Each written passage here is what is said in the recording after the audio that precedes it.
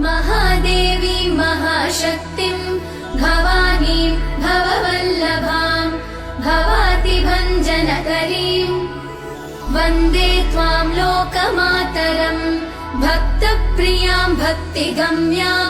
भक्तानां कीर्तिवार्धिकां भवप्रियां सतीं देवीं वन्दे त्वां भक्तवत्सलाम्